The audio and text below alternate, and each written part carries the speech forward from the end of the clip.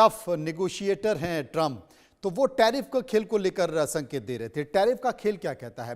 Tariff के खेल से वाकई फायदा होगा या नुकसान होगा, लेकिन भारत को फायदा कैसे होगा, ये एक बार ग्राफिक के जरिए आपको बताते हैं। ये आप देखिए, टैरिफ के जरिए कैसे फायदा भारत को हो सकता है। आपको बता दूं कि दो तरीके से फायदे हो सकते हैं टैरिफ को, कि सरकार को इससे रेवेन्यू मिलता है तो फायदा होता है, देशी विदेशी जो कंपनियां हैं वो मुकाबला कर पाती हैं इस पूरे मुद्दे को लेकर। इसके साथ साथ जो चीनी प्रोडक्ट्स हैं, उन चीनी प्रोडक्ट्स पर टैरिफ लगाने से भारत को फायदा हो सकता है। यह भी एक संख्या कि अगर आप वहां टैरिफ लगाते हैं तो तमाम बाजार आपके लिए खुल जाते हैं। वहीं अमेरिकी मार्केट में भारतीय सामान की बिक्री बढ़ेगी, यह भी एक संकेत के तौर पर देखा जा रहा है। ऐसी कंपनियां जिनकी चीन और भारत दोनों जगह पर फैक्ट्रियां हैं, उसमें फायदा होगा और भारत में ज्यादा ऑर्डर मिलने लगेंगे। अमेरिका के साथ भारत का करीब 17% से ज्यादा विदेशी व्यापार है जो हम एक्सपोर्ट करते हैं। भारत के फल और सब्जियों का वो सबसे बड़ा खरीदार है। 2024 की अगर बात करें तो 2024 में भारत से 18 मिलियन टन चावल भी इंपोर्ट किया था अमेरिका ने।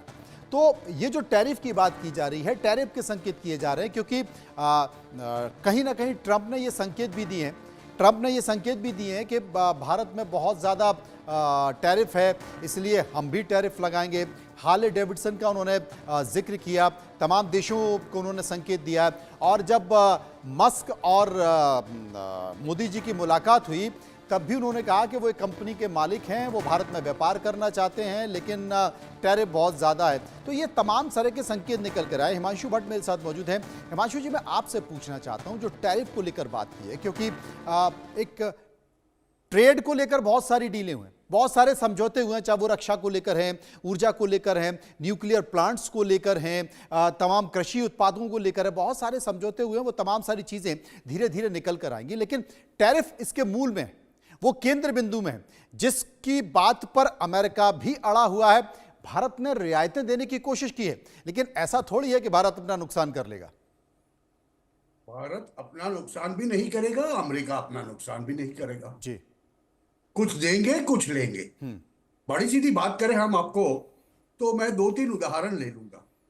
देखिए, चाइना को यूएस ने एक स्टेटस दिया हुआ है जिसको पीएमएल स्टेटस कहते हैं, जिसके तहत अगर वो स्टेटस हट जाता है, अभी सुनिएगा मेरी बात, वो स्टेटस हट जाता है तो चाइना के ऊपर 50% टैरिफ तो ऐसे ही लग जाती है।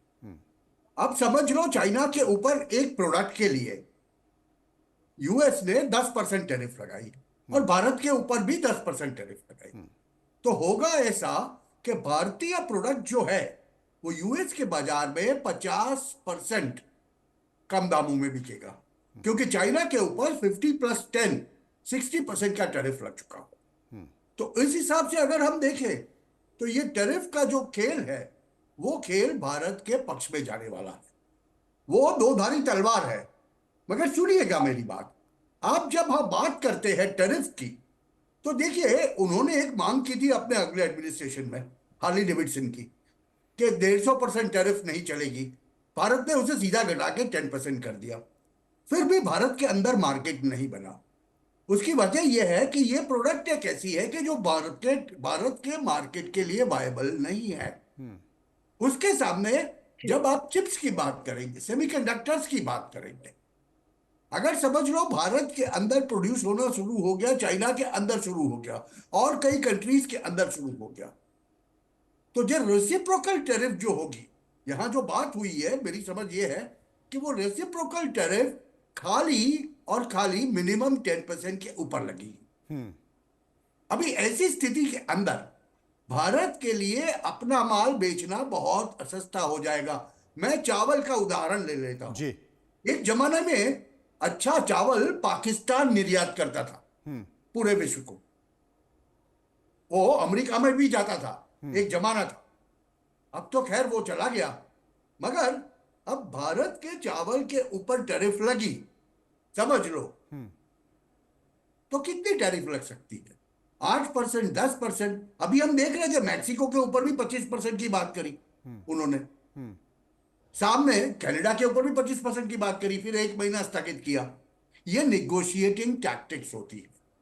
और टैरिफ वॉर का जहां तक सवाल है, भारत का सबसे बड़ा कंसर्न जो है वो भारत की ऊर्जा क्षेत्र है।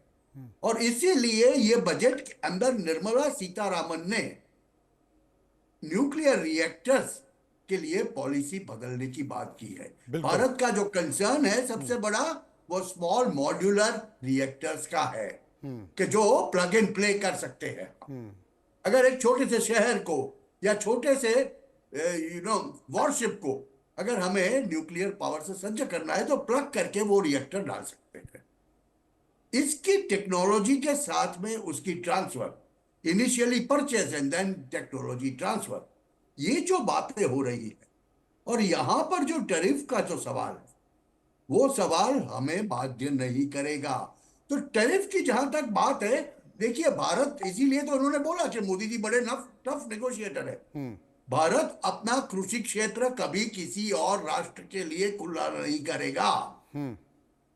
ये नेगोशिएशन बड़े स्पष्ट है। भारत इतने फल फलादी और वेजिटेबल्स निर्यात करता रहेगा, वो बात ठीक है, but they will not attract direct investment ये इनटू। बड़ी चीज़ है। और आप जिसका जिक्र कर रहे हैं ऊर्जा के न्यूक्लियर प्लांट्स को लेकर, तो वो तमाम तरह के संकेत भारत ने बजट में दे दिए हैं। बहुत सारी धाराएं जो कि बाधा बनी हुई थी अब तक, उनमें परिवर्तन किया गया है, उनमें बहुत सारे मामलों को हटाया गया, छूट दी गई है।